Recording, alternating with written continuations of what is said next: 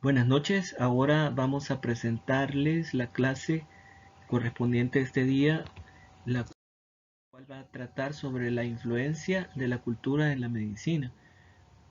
Les saluda el doctor Melvin Ayala Calero y en esta oportunidad pues sobre todo pues agradecerle su atención y desearle un feliz ciclo a todos nuestros estudiantes. Y por favor tomen en cuenta todas las recomendaciones que se hacen desde el departamento en esta ocasión de forma virtual, dadas las condiciones en las que estamos ahorita, las cuales pues esperamos que pasen lo más pronto posible para poder seguir con nuestro habitual manejo de la cátedra. Vamos a ver, hablar un poquito sobre la influencia de la cultura en la práctica médica. Las relaciones disciplinares entre la antropología, la medicina y la práctica médica, pues son situaciones que pueden documentarse desde muy antiguo.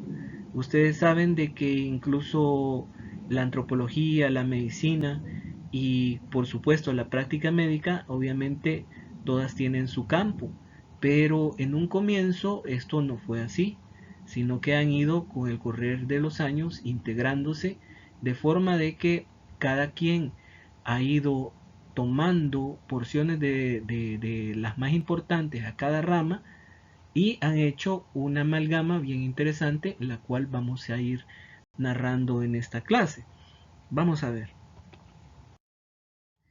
La mirada naturalista en medicina fue introducida por los tratados hipocráticos, donde se desarrolló una teoría de la causalidad de la enfermedad relacionada con el medio y una metodología que incluía el estudio de casos clínicos, por ejemplo, en el Tratado de las Epidemias, junto a metodologías de naturaleza etnográfica en el Tratado de los Aires, de las Aguas y de los Lugares. Entonces estamos hablando sobre todo con el trabajo de Hipócrates. Entonces hablar un poquito de Hipócrates en la cultura y la medicina es mencionar la influencia de los escritos hipocráticos que explica que la medicina utilizada hasta finales del siglo XIX tenía técnicas de campo cualitativas, o sea, se narraba tal y cual la situación sucedía, ¿no? Por ejemplo, una convulsión se narraba de forma como esta sucedía y se interpretaba según las palabras de la época. Eran entonces necesarias las prácticas en la observación participante y que produjera un enorme volumen de escritos etnográficos, puesto que ésta formaba parte también de la práctica. Vamos a ver un poquito sobre la etnografía versus la práctica médica. La etnografía, hay que relacionar esta palabra. Etno significa lugar de origen, raza, lugar de procedencia. Entonces, a medida que la medicina fue cerrando la educación médica en el hospital, se adoptó una actitud reticente frente al empirismo, por ejemplo, como hizo Hipócrates, de los médicos en su práctica cotidiana entre la gente, y asumía la medicina experimental en el hospital y en el laboratorio como su fuente básica de conocimientos. Esto pues lo podemos ver. Ahora pues los conocimientos científicos fundamentados, hechos teorías, concretados por medio de estudios, son los que dan la base para establecer diagnósticos y tratamiento de las enfermedades. Esto poco a poco fue saliendo de, por así decirlo, de la calle hacia el hospital. Y es en los hospitales donde mayormente se realizan los estudios eh, en cuanto a la medicina se refiere. Los médicos fueron dejando la etnografía en desuso y este abandono se efectúa cuando la antropología social adopta la etnografía como una de sus señas de identidad profesionales y fue abandonando el proyecto inicial de la antropología general. Entonces, el antropólogo pues se dedicó, por ejemplo, al origen de las civilizaciones, cómo éstas se desarrollaban, cómo eran los ambientes donde ellos vivían y todo, y fue dejando a la parte médica su porción para que ésta, por así decirla, se independizara de toda la parte antropológica. Hay que recordar el término antropológico significa estudio del hombre En este caso, la antropología dejó de un lado la parte eminentemente de las enfermedades. Entonces vamos a hablar sobre los sistemas médicos. Los sistemas médicos se organizan en distintas maneras. Los sistemas médicos más conocidos son, por ejemplo, la medicina popular, la que conocemos, por ejemplo, en los mercados, en las plazas, etcétera.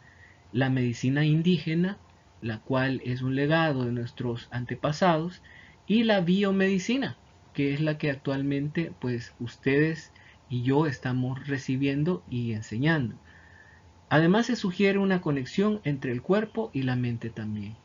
Esto es un eh, anexo que se mantiene durante los muchos años, en los cuales se ha demostrado de que la mente y el cuerpo no son entes separados, sino que son parte de un continuum, y no podemos hablar de mente sin cuerpo ni de cuerpo sin mente. Y los sistemas externalizados también son conocidos como sistemas etnomédicos. Los diferentes sistemas médicos que mencionamos anteriormente se solapan, es decir, que no son tan separados como uno piensa. Es decir, las personas no acuden solamente a uno de ellos, sino que hacen una combinación de varios. Y esto ustedes como médicos en formación lo van a ver sobre todo cuando estén en año social. Cuando están en año social, por ejemplo, la paciente o la mamá del niño que es su paciente va a llegar a la unidad de salud, pero también se va a asesorar con el curandero, se va a asesorar con la abuelita y va a hacer gala de todos los conocimientos, por ejemplo, la abuelita que tiene de todos sus años de existencia. Y con el curandero pues va a, a establecer también algún tipo de comunicación, y eso puede en algún momento hacer algún tipo de conflicto entre ustedes como médicos en año social o médicos que en el futuro vayan a estar, por ejemplo, en una unidad de salud. El punto es de que no debe haber ningún tipo de fricción entre ellos y ustedes, sino más bien de cooperación.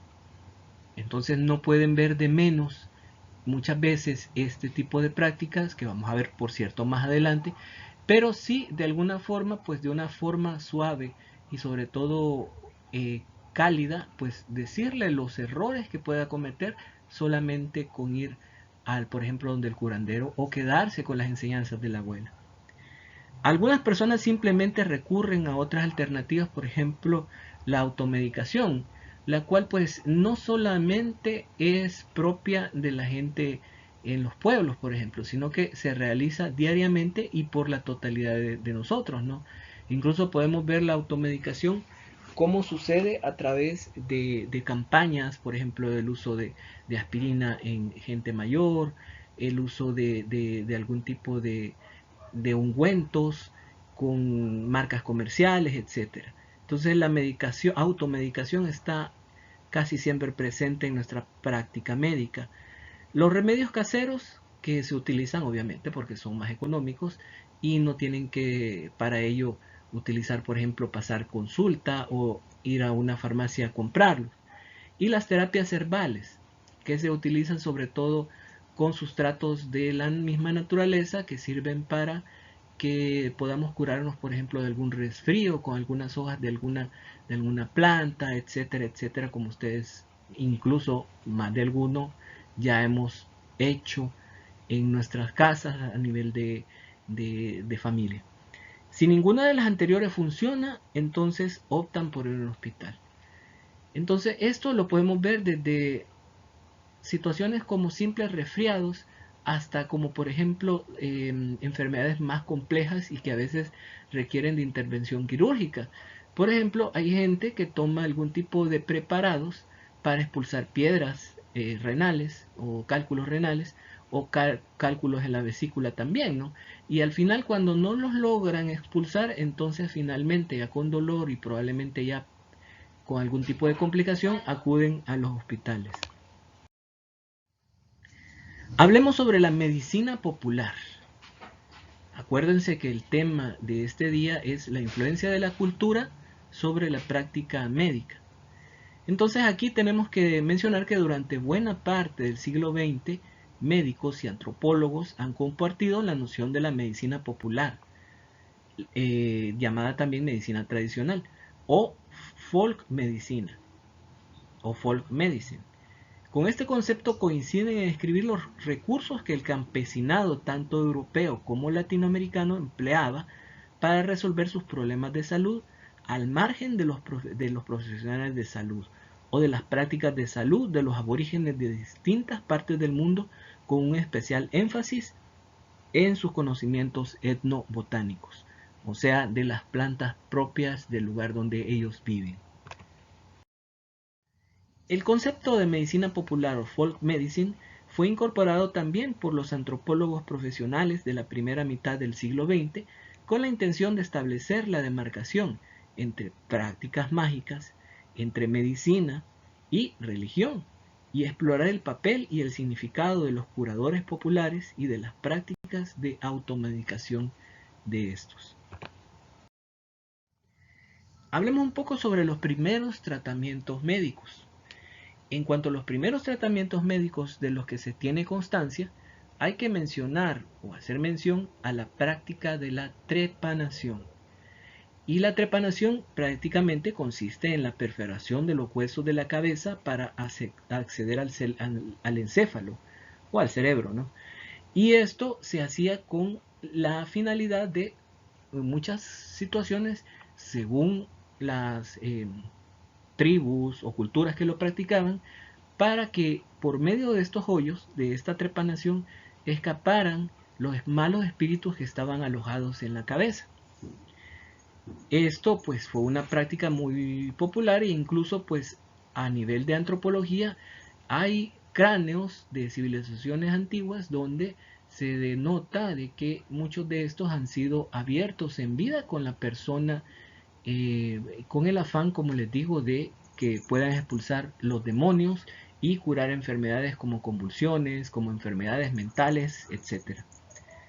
La etnología, por otra parte, extrapola los descubrimientos realizados en culturas y civilizaciones preindustriales que han conseguido sobrevivir hasta nuestros días para comprender o deducir los modelos culturales y conductuales de las primeras sociedades humanas. Después de hablar de todo, de la etnología, de lo importante que es la cultura como base para la medicina actual, de los aportes que muchas veces hay entre la medicina popular, de la medicina antigua, de la medicina ancestral, con la medicina que nosotros estamos practicando en este momento, pues vamos al objetivo que tienen todas estas. Y esta es lo que el objetivo primordial de todas estas prácticas es la consecución de la salud. Entonces vamos a ver el concepto de salud de la OMS, la cual incluso ustedes pues pueden ya aprenderse de memoria, ¿no? Porque las han visto en otras áreas del pensum y de hecho es algo que pues se impregna dentro del proceder, dentro del obrar de las entidades médicas y en este caso dentro de la actividad médica como lo hacemos nosotros.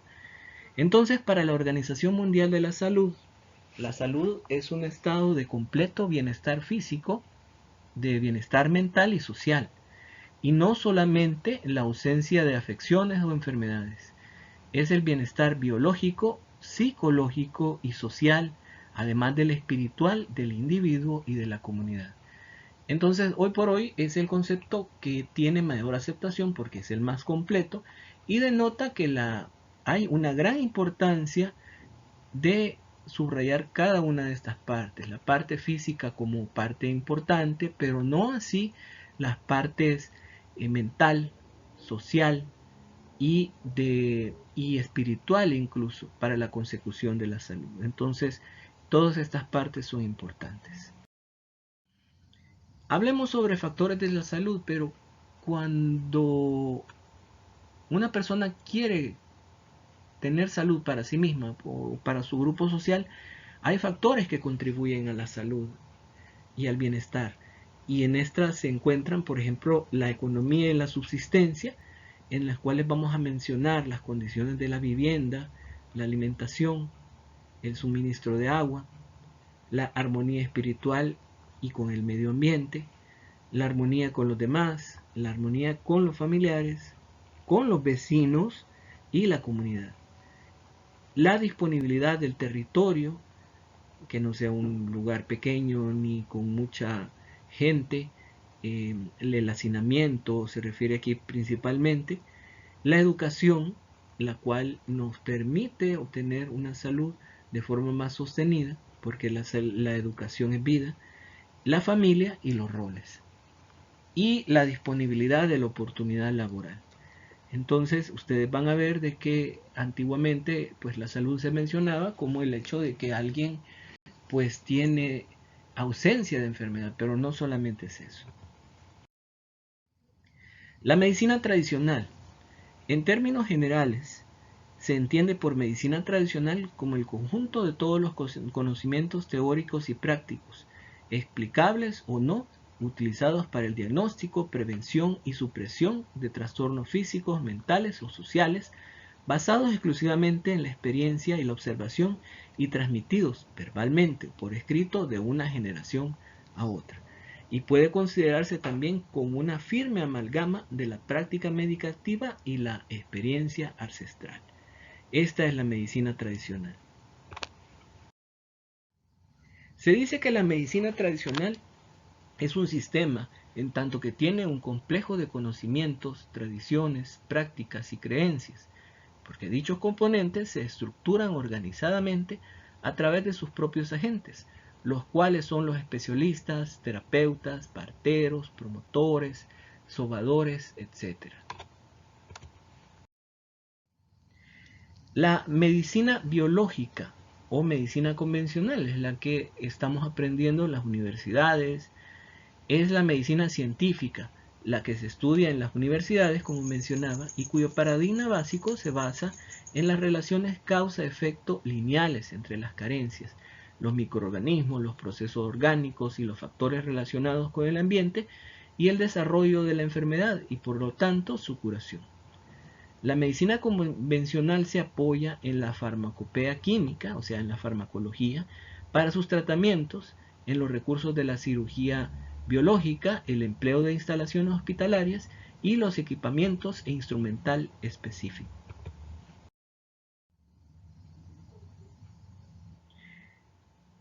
Hablamos de salud, pero hablemos un poquito también de la contraparte, lo que se corresponde a la enfermedad. Los principales referentes para los pueblos indígenas son las concepciones, percepciones, valores e insumos generados por su cosmovisión para el mantenimiento y restauración de su bienestar. Así, las enfermedades tienen una connotación cultural y están estrechamente vinculadas con su sistema de creencias y valores. En este sentido, en la mayoría de los pueblos indígenas, la enfermedad es el resultado del desequilibrio del ser humano con su ambiente más inmediato y con las esferas espirituales. Es producto de la transgresión de las normas morales o de las normas sociales. Así, en esta perspectiva, las enfermedades pertenecen a dos grupos, y analicémoslo bien.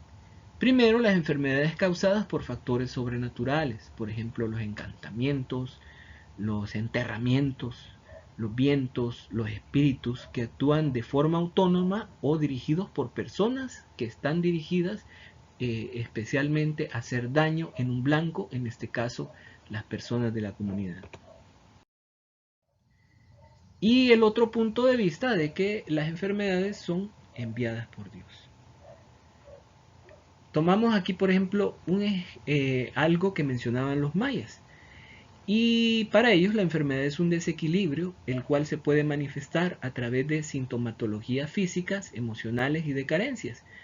Por ejemplo, al inquirir por el significado de la enfermedad, los terapeutas, o sea, antiguos chamanes mayas y miembros de la familia, lo expresan con frases como estar triste, el no tener tierra donde poder trabajar y sembrar, el no tener ánimo y ganas de trabajar, el no tener una buena casa o una bonita cama, son motivos de una enfermedad según los mayas. Vamos a hablar sobre las plantas medicinales. Los pueblos indígenas hicieron aportes significativos a la medicina convencional.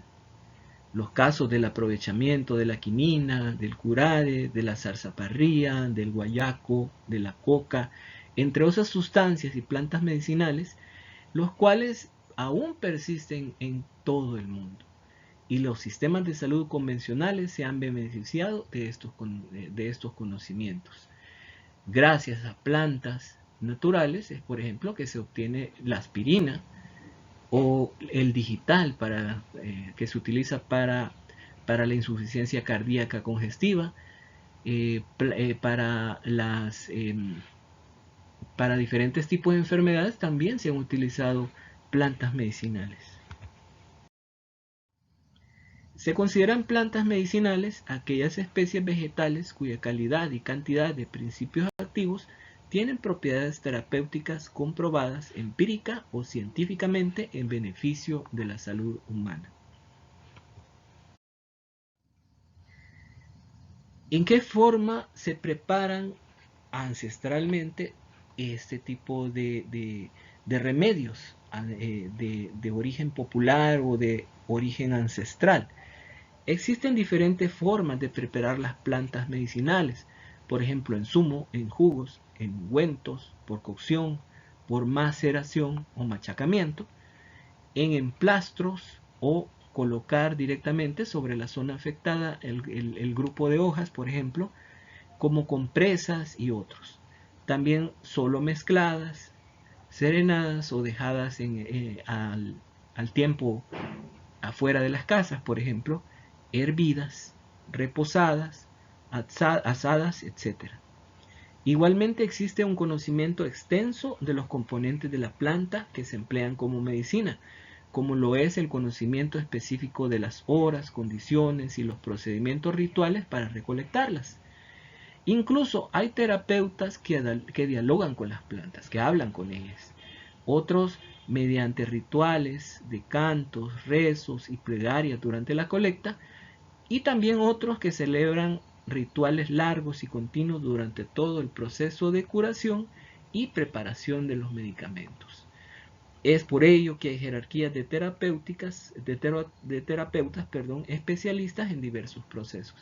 Aquí podemos mencionar de que en la medicina tradicional, en la medicina ancestral, pues aparte de las plantas que se utilizan para curar, está el proceso de cómo son aplicadas, pero también estas se realizan con rituales, se ponen a bailar, se ponen a hacer algún tipo de rezo, se forman, establecen algún tipo de conexión espiritual en la mayoría de los casos, por medio de ayunos, por medio de vigilias, etcétera, para que el remedio haga su trabajo más eficazmente. ¿Cómo se propaga el conocimiento de las plantas? El acelerado proceso de migración a lo largo de la historia pasada y reciente que han tenido que soportar los pueblos indígenas por los embates de la naturaleza y la violencia sociopolítica que ha batido el país y sus lugares de origen es un hecho clave para poder comprender su situación actual. Muchos indígenas, como medio de sobrevivencia, han tenido que dejar sus lugares de origen para establecerse en los pueblos fuera de las fronteras patrias.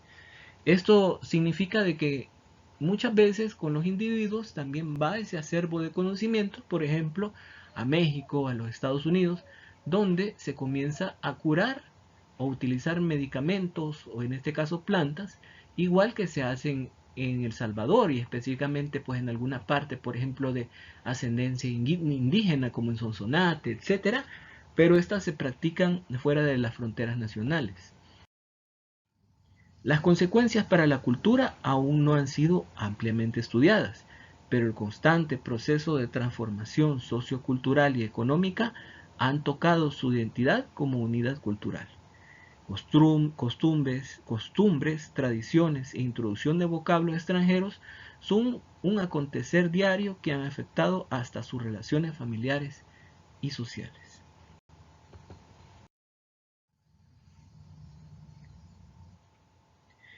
Ahora, después de hablar de forma general, entremos un poquito a la medicina ancestral en nuestro país, El Salvador?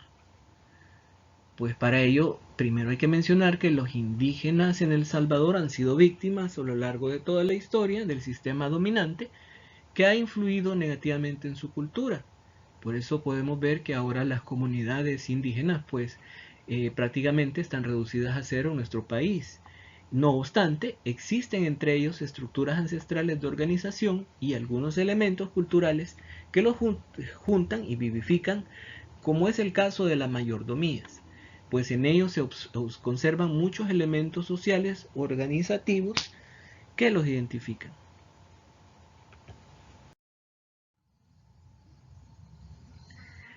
Ahora hablemos sobre las etnoprácticas en El Salvador. Son las formas de curación de enfermedades que se utilizaron desde la antigüedad para diversos grupos poblacionales en el país, con conocimientos adquiridos empíricamente, o sea, nadie los enseña, sino que son aprendidos de forma de observación, que fueron transmitiéndose de una generación a otra. Son usadas en aquellas enfermedades a las que el saber científico no le da validez, ya que están fundamentadas en creencias y a veces son características mágicas y en otras que se vieron influenciadas por aspectos religiosos establecidos como verdad por el credo dominante de la época y que aún hoy en día están arraigadas como parte de las herencias tradicionales de los pueblos. En estas prácticas que carecen de fundamento científico son una alternativa que tiene la población para la curación de enfermedades que afectan a sus niños o niñas, tengan o no una base científica, ya que se creía que solo eran usadas en enfermedades de carácter mágico religioso. Las etnoprácticas precisamente son la mezcla entre situaciones de origen religioso con prácticas culturales de diversa naturaleza. En este caso, por ejemplo, vamos a mencionar los sobadores o curanderos, que así se llaman las personas que son reconocidas en la comunidad por tener experiencia en la aplicación de etnoprácticas.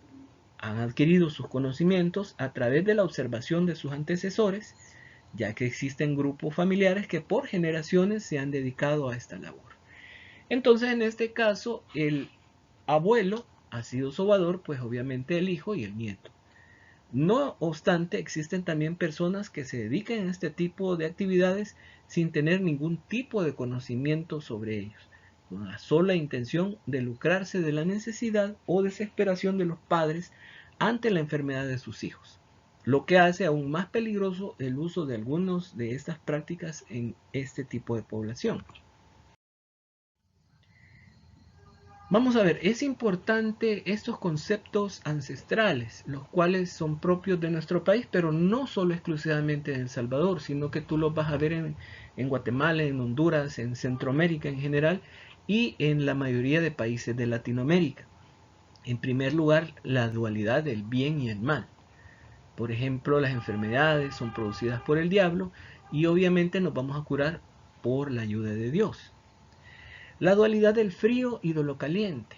Muchas veces, muchas enfermedades que se describen se dan por exposición al frío. Entonces la solución en muchas de las etnoprácticas es aplicar lo caliente para neutralizar el daño del frío.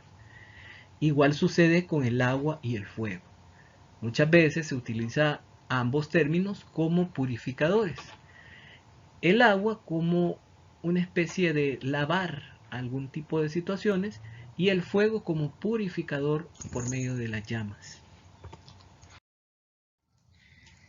El sobador o curandero es una denominación genérica que reciben todos los terapeutas en el ámbito de la medicina tradicional. Bajo esta designación quedan incluidos aquellos que atienden una amplia gama de padecimientos y enfermedades empleando diversos recursos y métodos diagnósticos y curativos. Entonces vamos a hablar un poquito sobre las enfermedades según la ven nuestros antepasados o como la vemos actualmente en nuestro país, en aquellos lugares donde la gente cree en este tipo de situaciones. Por ejemplo, el mal de ojo. Dentro del concepto del mal de ojo hay dos tipos diferentes de padecimientos, o sea, de mal de ojo. El primero de ellos se atribuye a la práctica de la brujería, en tanto que el segundo se considera de tipo accidental.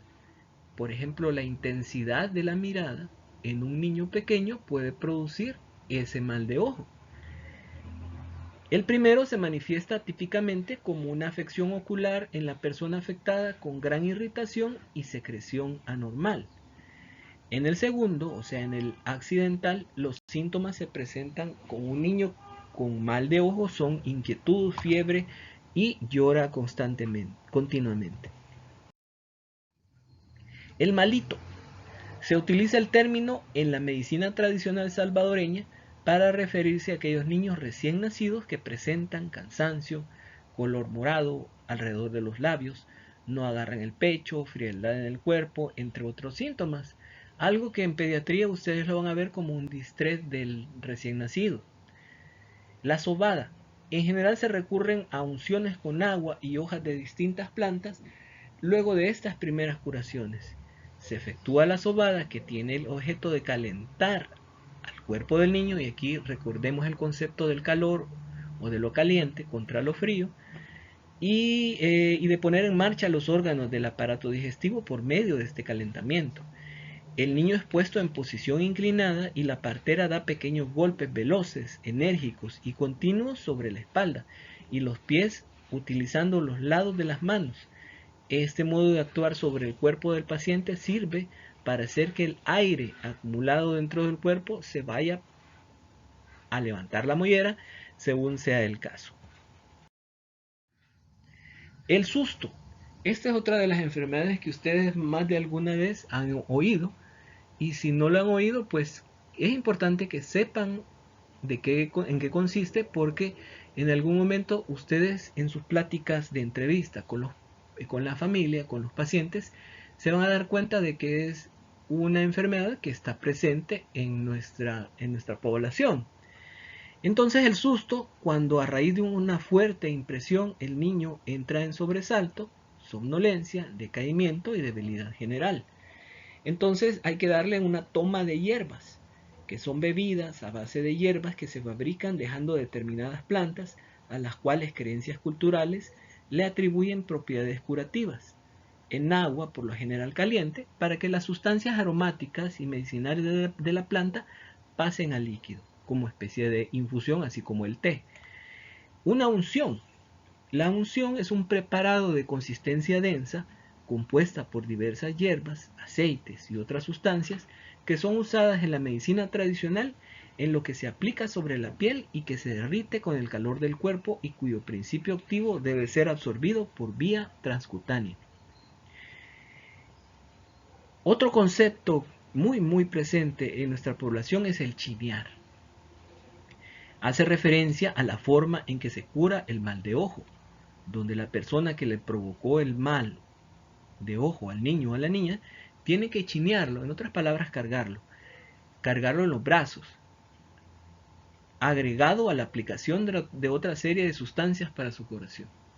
Entonces, recordando un poco lo que es el mal de ojo, como mencionabas anteriormente, el chinear atenúa el mal de ojo, sobre todo por eso se le pide o le han pedido a usted más de alguna vez que chine a un niño recién nacido para que no le dé mal de ojo, de su mirada que en algún momento usted lo llegó a visitar y a conocerlo. La mollera o caída de la mollera, hay que mencionar que la mollera es lo que científicamente se llama como fontanelas, obviamente localizadas en el cráneo. El niño presenta diarrea, calentura, ojos hundidos y llanto constante. Además pierde el apetito y tiene basca, llámese vómito, y la mollera se le sume. En pediatría ustedes van a ver que una fontanela deprimida, pues entre otras cosas, lo que significa es deshidratación. Este último signo da origen al nombre de la enfermedad y es uno de los indicios más relevantes para un diagnóstico acertado. Otro concepto es el empacho, y se da cuando la madre está dando el pecho a su hijo y recibe una emoción fuerte. En este caso, el bebé presenta vómito y diarrea y las deposiciones son de color verde y fétidas. Aquí estamos hablando que el empacho podría corresponder, si así lo corrobora un examen físico y una historia adecuada, en procesos diarreicos o de intolerancia, por ejemplo, a la leche de vaca.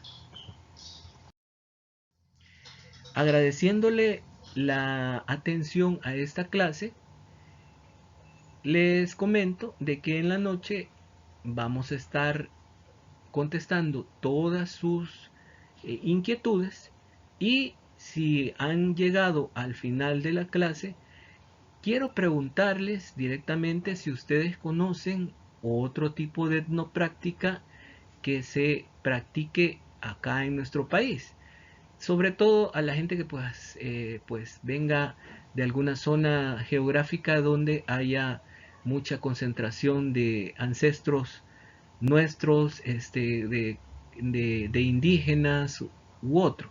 Esto sería para el enriquecimiento de la clase, y también en su momento pues poderla subir en la clase del otro año y poder ir aumentando el acervo de información de esta. Agradeciéndoles a la clase, pues no me queda más que invitarlos a que estudien constantemente, y que pese a la pandemia que tenemos en este momento, acuérdense de que la medicina nunca, nunca, nunca va a morir en nuestro país. Muchas gracias.